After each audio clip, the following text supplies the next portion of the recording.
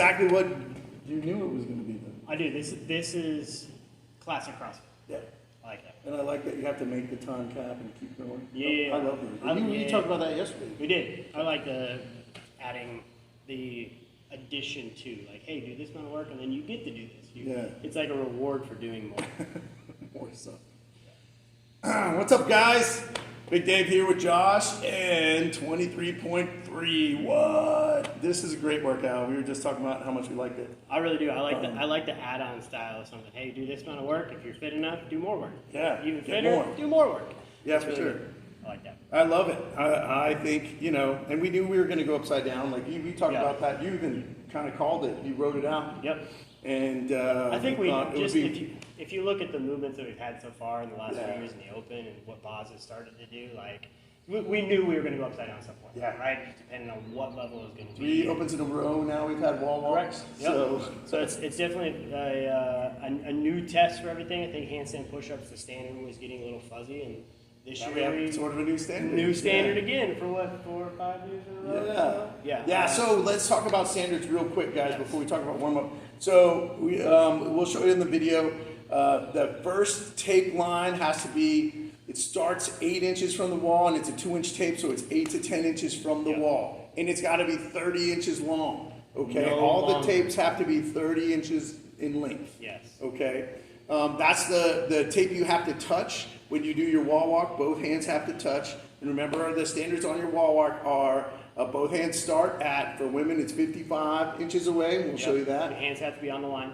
Both hands on the line. For men, it's 60 inches from the line, from the wall, right? And on the handstand, the wall walks anyway, is that make sure when your feet are on the wall, is that your hands are still on. You can't start here and then do your push-up and then walk back and step. It has to be hands on the line, both feet up on the wall, then the hands can leave the tape. Yeah. It's got to be, so your hands are on the tape, you got to put foot on the wall, then one hand can move. Correct. That's correct. And you walk up the wall, both hands have to touch the 10-inch tape. The tape that's closest to the wall, the 10 inches away, before you can come back down. Oh. And before your feet hit the ground, both of your hands have to be on your farther away tape, the 55 inches for females, 60 inches for males. Yes. So that's the tricky part of the standards.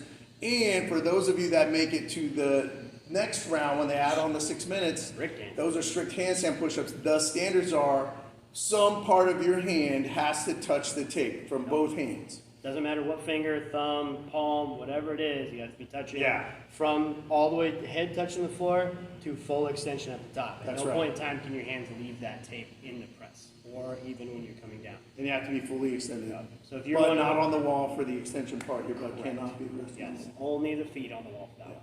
If you're one of those people that when your head comes to the ground, you readjust your hands, got to make sure your hands are still staying on that line. If they leave the line for any purpose, that's a no rep. That's a no rep. You have to start every rep from the top. Okay, so you can't just kick down in the bottom and press. You're still at 0. You start from lockout, down, up. That's 1. Yeah. Okay, so now to the workout. It's all shoulders. All shoulders. There's nothing but shoulders. Even the games athletes didn't even squat their snatches. No. It's all power snatch. It's all shoulders because it's, hand, you're doing wall walks, it's all shoulders. Basically a press, it's like a push-up or into a press. Straight arm press, all dense shoulders. And then from there you go to double unders, Posture thing, we all know how bad your shoulders can burn after like 2 minutes of double under. So that's basically what this is because you got 200 of them. And then you got to snatch. Yep, and then snatches. So again, more shoulders. Escalating weight. So the the standards on the snatch. Everybody knows it's got to touch the floor. You got to have full extension at the end. We all know double unders. The rope has to pass through your feet for it to count. So if you stop and the rope's in front of your feet, that's a no rep. If the rope's in back of your feet, that's a good rep, right? And so we all understand those standards. Yep. Let's talk about what do you think? Should we talk wall walks first? I think definitely wall walks. That's going to be. It starts with that, and even though it's only 5 reps for 2 rounds, that is going to be a significantly fatiguing factor for a lot, especially the high reps and snatches going right into it. Big time. Yeah. Definitely for the wall walks. I would limit how much time you spend upside down on this one. Yes. Okay? Don't take 15 steps to get to the wall and 5 or 6 steps to come out. know how many steps that you personally take and limit yourself to that number. Try not to add. Try to shoot for like maybe 3, 4, depending on where you're at. But that's definitely what I would shoot for, 3 or 4. Personally, it takes me 8 steps to go all the way to the wall And all the way back, so 4. Yep, I'm right there when I do that one. So. Yeah, and your height's going to determine some of that, how long your arms are, that sort of stuff. But he's right, you should know exactly what it is every time. Yeah, and especially, so those of you that if wall walks are fatiguing for you, take some time when you're actually on the floor to actually shake out your arms, and then you can reset back on the tape. If you can just bust out, 5 wall walks, great. Do them quickly, get off the wall, relax, let them hang. Shake it out for a sec. You're going to spend a lot of time in this position specifically, snatches, wall walks, everything. The double unders actually might be a little bit of a rest from taking your hands overhead to back down. Okay? Even though you are inverted with it, it does matter what muscle arms you're working. Yes, for sure.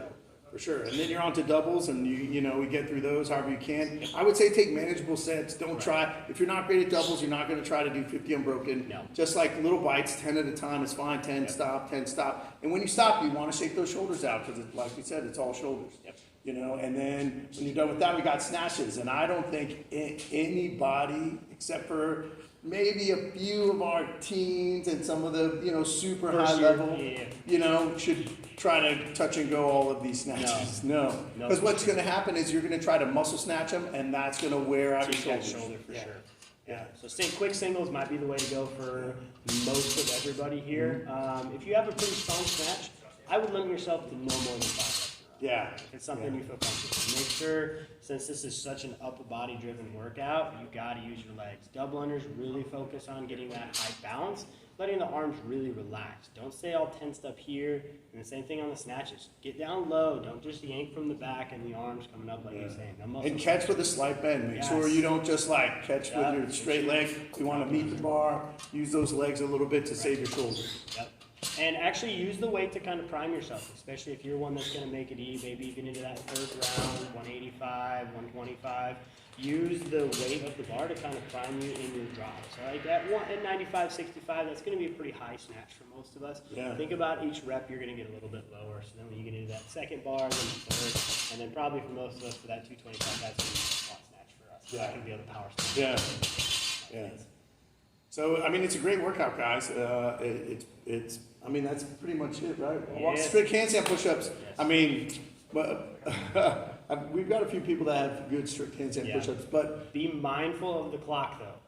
Okay, so make sure you have to get the first 2 rounds, 2 bars done under 6 minutes. You got to go. That 6 minutes is going to be really quick for most of your average CrossFitters. You're not going to get past that. No. Like in all honesty, even if you watch the video, their coaches didn't get past that. Yeah. Like that, the strict handstand push-ups are very challenging. Yeah. And remember, just like Josh said, you don't want to spend too much time over with your upside down. Yeah. You don't want to spend too much time upside down because that's just fatiguing the shoulders. And there's no way they can reset if you're in that locked out position just holding upside down. So you want to hit that rep and be back. You want to be quick reps if you're only doing 1 or 2 at a time. Yep. Do the rep, kick down, shake it out, get back up, do another one.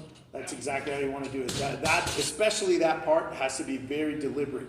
You cannot try to wing it on that part of the There's few people in the world like Mal O'Brien that can sit here on a strict handstand push-up, rest, hold as long as she needs to, and then go back bust and out a few more. Even her biggest set was 12. You're talking about she won the strict handstand, the wall walks and handstand push-up workouts for And she crushed this one too. Yeah, she crushed it. So she's resting. She did like 12, 5, 3 or something like that. Yeah, you're gonna break it up a lot on this one. Yeah.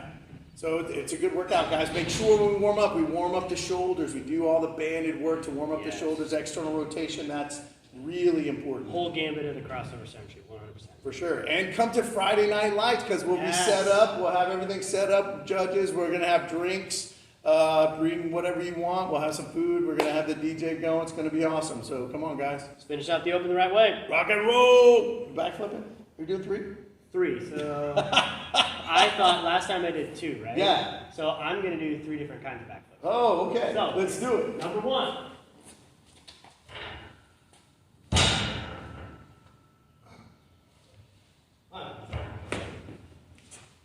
Here we go. Nice, Josh. Nice. And for the third one, a regular one. Oh, I'll fix it. Natural Nice, video dude. editing. There we go. Rock and roll, guys.